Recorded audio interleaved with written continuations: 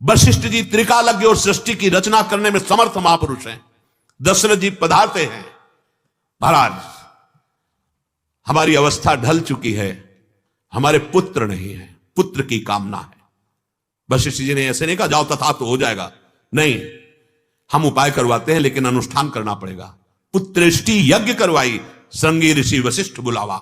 अपने जो भाव अनुष्ठान करना था धर्मशास्त्र के अनुसार, तो उसके परम ज्ञाता श्रृंगी ऋषि थे, उनको बुलाया, पुत्रेष्टि यज्ञ करवाई, चरु प्रकट हुआ, अग्निदेव प्रकट होकर चर दिया उसको, उससे संतान।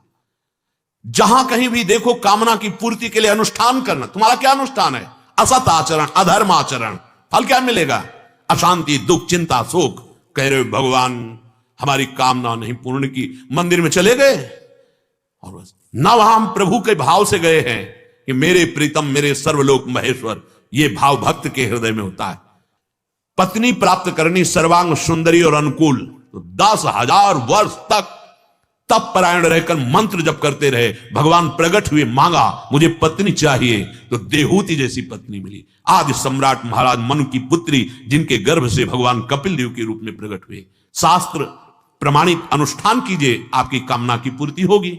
अनुष्ठान से तो मतलब नहीं है, जो मनाया वो खा लिया, जो मनाया पी लिया, जो मनाया वो कर लिया, भगवान हमारे कर दे, तो कर्म कौन भोगेगा? तुम अवश्यमेव भोक्तव्यम कृतम कर्म शुभात्मम, भगवान की वाणी, सिद्धांत है, कानून है, शास्त्री, उसके अनुसार चलो।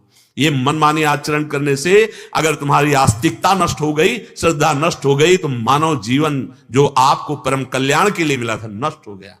और योनियों में जाने पर न बुद्धि काम करती है, न कोई बचाव पक्ष होता है। अभी अहंकार कर लो, मनमानी आचरण कर लो, और परिणाम से जब फिर परिणाम, देवराज इंद्र के पद में बैठे थे महाराज नहुष, जब अजगर बने तो केवल एक समय दिया गया था।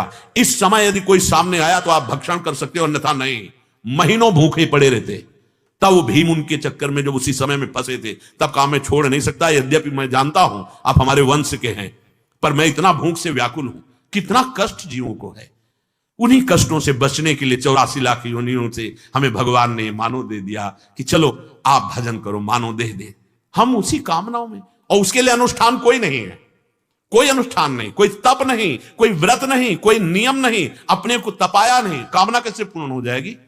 मांगने से मिल जाएगा? ऐसे प्रभु को अपना माना है, प्रभु की बात मानी है, बस केवल बावरापन लिए माया का और भगवान पर आरोप, इससे तुम्हारी हानि हो जाएगी। आस्तिकता चली गई तो मृत जीवन है।